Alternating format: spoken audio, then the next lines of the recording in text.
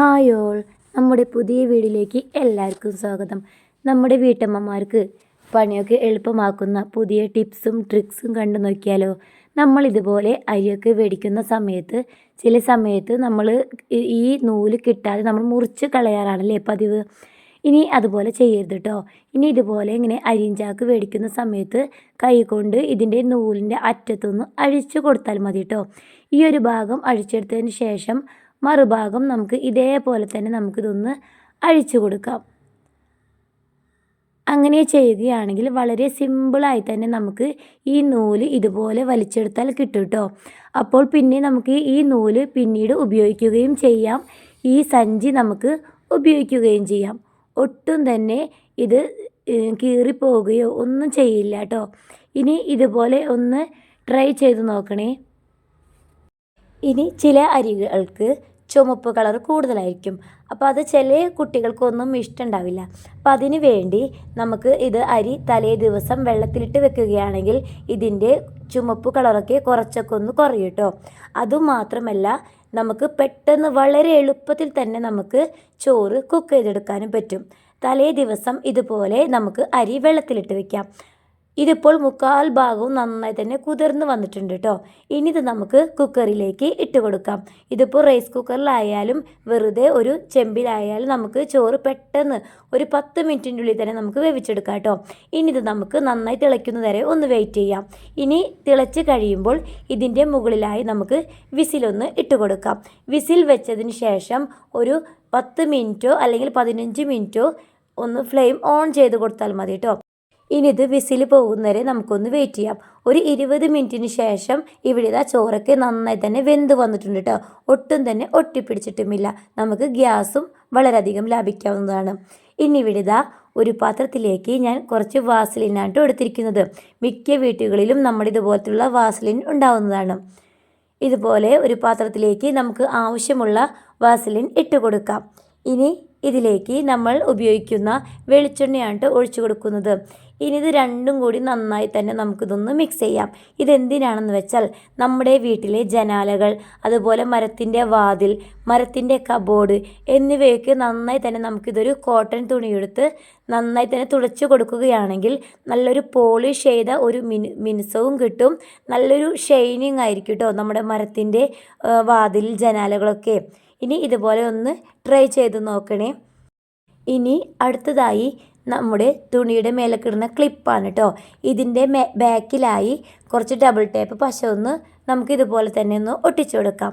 ഇനിയിത് നമ്മുടെ അടുക്കളയിലെ സ്ലാബിൻ്റെ മേലെ നമുക്ക് ഇതുപോലെ ഒന്ന് ഒട്ടിച്ചു കൊടുക്കുന്നുണ്ട് കേട്ടോ. ഇതെന്തിനാണെന്ന് വെച്ചാൽ നമ്മുടെ ഇതുപോലെ വെളിച്ചെണ്ണയോ ഓയിലൊക്കെ നമ്മൾ പാക്കറ്റ് മേടിക്കുമ്പോൾ ഇതിൻ്റെ ഉള്ളിലായി കുറച്ച് മാത്രം വെളിച്ചെണ്ണ ഓയിലോ ഉണ്ടാകും. അപ്പോൾ ഇതുപോലെ നമുക്കൊന്ന് വെച്ച് കൊടുക്കുകയാണെങ്കിൽ ഇതിൻ്റെ കവറിൻ്റെ ഉള്ളിൽ എല്ലാം ഓയിലും വെളിച്ചെണ്ണയും നമുക്ക് കിട്ടും കേട്ടോ. ഇനി ഇത് നമുക്ക് കുട്ടികളുടെ സൈക്കിളിൻ്റെ ഒക്കെ കീ ചെയിൻ, അല്ലെങ്കിൽ ഡോറിൻ്റെ കീ ചെയിനൊക്കെ വെക്കാനും നമുക്കിത് ഉപയോഗിക്കാം കേട്ടോ. ഇഷ്ടപ്പെട്ടാൽ ഒന്ന് ലൈക്ക് ചെയ്ത് സപ്പോർട്ട് ചെയ്യണേ. ഇനി അതുപോലെ തന്നെ നമ്മൾ ബേക്കറിയിൽ നിന്നൊക്കെ കേക്കൊക്കെ മേടിക്കുമ്പോൾ ഇതുപോലെ ഒരു പ്ലാസ്റ്റിക് പാത്രം നമുക്ക് കിട്ടാറുണ്ട്. അപ്പോൾ ഇത് നമുക്ക് വളരെയധികം ഉപകാരമാണ് കേട്ടോ. ഇതുപോലെ ഒരു പപ്പടക്കോല് വെച്ച് നമുക്കിതൊന്ന് ചൂടാക്കി ഇതുപോലെ നിറയെ ഹോൾസ് ഇട്ട് കൊടുക്കുകയാണെങ്കിൽ നമുക്ക് ഈ ചോറ് അല്ലെങ്കിൽ നമ്മൾ പച്ചക്കറിയൊക്കെ വെള്ളം വാർന്നു പോകാൻ കഴുകി ഇതിലേക്ക് ഇട്ട് കൊടുക്കാം കേട്ടോ. ഇനി അതുമല്ലെങ്കിൽ ഞാനിവിടെ ഉപയോഗിക്കുന്നത് നമ്മുടെ പാത്രം കഴുകുന്നിടത്ത് ഇതിവിടെ വെക്കുന്നുണ്ട് കേട്ടോ. ഇത് ഇങ്ങനെ വെക്കുകയാണെങ്കിൽ നമ്മുടെ പാത്രത്തിൽ ചോറൊക്കെ തിന്നുണ്ടാവുള്ള വേസ്റ്റൊക്കെ ഉണ്ടാവുമല്ലോ. അപ്പോൾ അത് നമുക്ക് ഇതുപോലെ ഇട്ട് കൊടുക്കാം. ഇനി വെള്ളത്തോട് കൂടിയാണെങ്കിൽ നമുക്ക് ഇതുപോലെ തന്നെ ഇട്ട് കൊടുക്കാം. വെള്ളമൊക്കെ ഇതിൻ്റെ ഓട്ടയിൽ കൂടെ നന്നായി തന്നെ വാർന്നു പോയിക്കോളൂ കേട്ടോ. അതേപോലെ ഈ പാത്രത്തിലുള്ള വേസ്റ്റൊക്കെ ഉണ്ടാവുമല്ലോ, അത് ചില സമയത്ത് നമുക്ക് കൈ കൊണ്ട് എടുക്കാൻ പറ്റില്ല. അത്രയും കുഞ്ഞു വേസ്റ്റ് ആയിരിക്കും. അപ്പോൾ അതൊക്കെ നമുക്ക് ഈ വെള്ളത്തോടു കൂടി തന്നെ നമുക്ക് ഇതിലേക്ക് ഒഴിച്ചു കൊടുക്കാം. അപ്പോൾ ഈ വേസ്റ്റൊക്കെ ഇതിൽ തങ്ങിയിരിക്കുകയും നമ്മൾ പാത്രം കഴുകണ സിങ്കിൽ ഒട്ടും തന്നെ വേസ്റ്റ് ഉണ്ടാവുകയില്ല കേട്ടോ.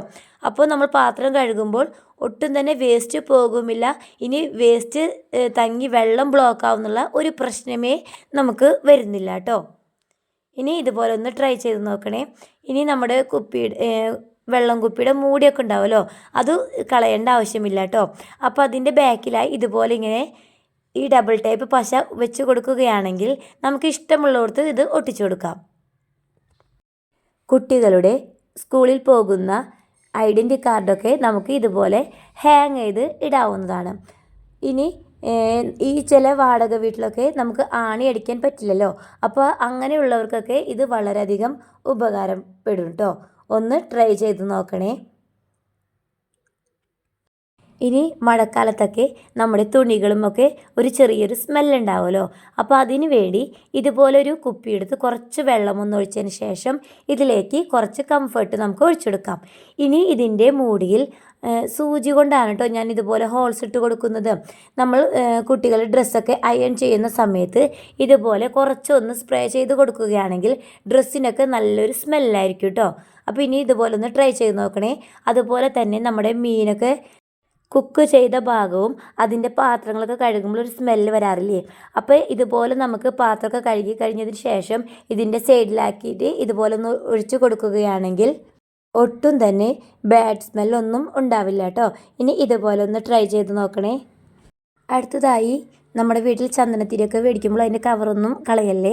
ഇതുപോലെ കവറൊന്ന് പകുതിക്ക് വെച്ച് കട്ട് ചെയ്ത് ഇതിൻ്റെ ബാക്കിൽ ഡബിൾ ടേപ്പ് പശ വെച്ച് കൊടുക്കുകയാണെങ്കിൽ നമ്മളിതുപോലെ ഗ്യാസ് കത്തിക്കുന്ന ലൈറ്റർ ഇതുപോലെ വെക്കാം കേട്ടോ. നമ്മുടെ വീഡിയോസ് ഇഷ്ടമായിട്ടുണ്ടെങ്കിൽ ഒന്ന് ലൈക്ക് ചെയ്യാനും സബ്സ്ക്രൈബ് ചെയ്യാനും മറക്കരുത്.